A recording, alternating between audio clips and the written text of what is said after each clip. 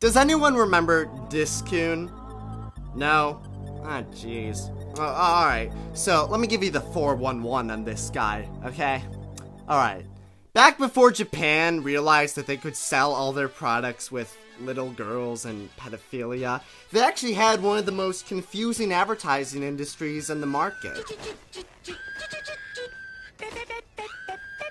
Because the thing is, in America, we tend to sell products by using hot girls, promising a better life, yada yada yada. But in Japan, they treat it like some kind of entertainment, whatever. Like, they will throw anything out there. Like in America, we would sell Go-Gurt by being like, hey, look, you're cool if you have Go-Gurt because you don't use hands, whatever. But in Japan, they would probably take a boy, like squeeze him out like it was a packet of Go-Gurt, and then two people would eat it, and they'd be like, Hanyato, Otto, Go-Gurt-kun! But as strange as they are, there are a couple of, well, parallels, mostly with mascots. You see, in America, we actually did dabble in mascots a lot in the 50s and 80s, but most of ours were either very generic cartoon characters, or they were just ugly abominations. But in Japan, they realized that the only thing that sells in life is cute. So they made all of their mascots friggin' adorable. Which is really strange too, because one minute you have a commercial that's like, hey look, there's a cleaning lady, the masks are alive, hey look, Magikarp's running with cars, and hey look, this was a video game all along, except, whoa,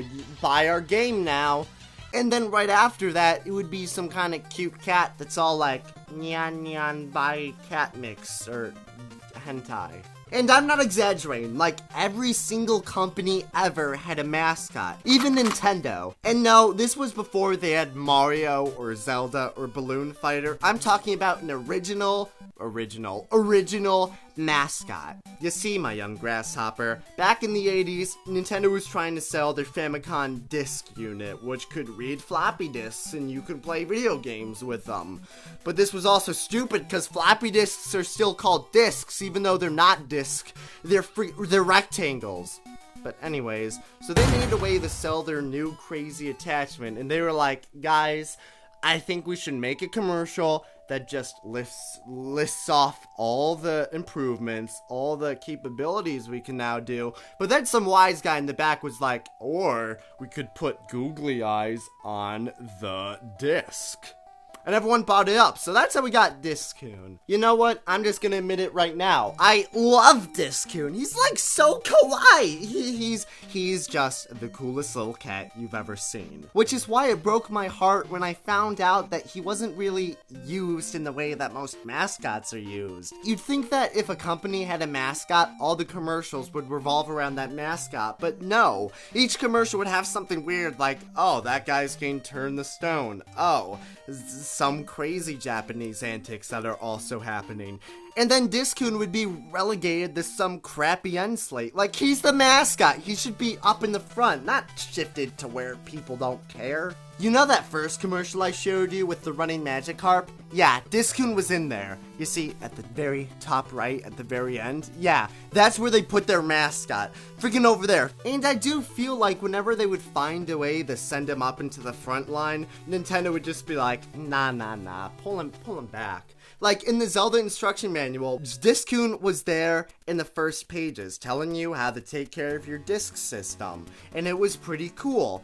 But then, friggin' Nintendo was like, hey, I wanna know it'd be funny if we brutally murdered him. So there was literally a whole page devoted to killing Diskun. He's being pulled apart, stepped on, and then in this picture, he looks like he pissed himself. My god, this isn't Guantanamo Bay he's in. This is just a household on a Nintendo instruction book. Like, who drew this? But in a really sadistic way, I kinda like him more because of this. Seeing him getting all murdered and stuff made me go, hey, that's actually a little bit funny. You know what, Diskun? You're a pretty swell guy. And just the way that after some crazy commercial happens, he just sits there with his blank face, he just looks like the biggest bro on the face of the earth, okay? And I know what you're asking yourself. Well, what makes Diskun underrated? I haven't seen a new Balloon Fight game. Well, Here's the thing. Recently, Nintendo has been bringing back, like, all their old, forgotten characters, but where's Diskun? I mean, the new Mario games have brought back that Randy Jumpy guy from Mario 3 and the Rhino dudes, and not only that, but they made friggin' spectacles. Like, the trailers were like, hey, look, it's the spinning rhino guy. Oh my god, it's Boom Boom. We have to put Boom Boom as every boss because everyone wants to fight Boom Boom in a tiny room. Man, this idea is starting to seem a lot like Boom Boom. And I don't care what you chumps say about Diskun. Do you think he can't do anything because he's just a disc? Well, Rob, a toy, was in Smash Bros. Smash Bros, there are only so many Nintendo characters that get to be in Smash Bros, and he was there. I mean, come on, man. I don't want Rob. I want my Diskun. Is he not kawaii enough?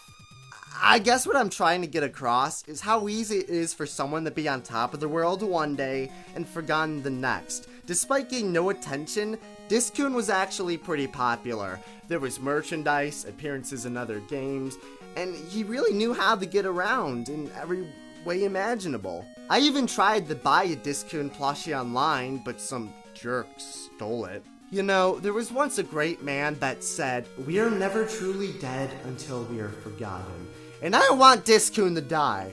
So please, take some time to reflect on the forgotten, both real and fiction, and never lose sight of what's really important in life, which is donating to my Patreon. Bye!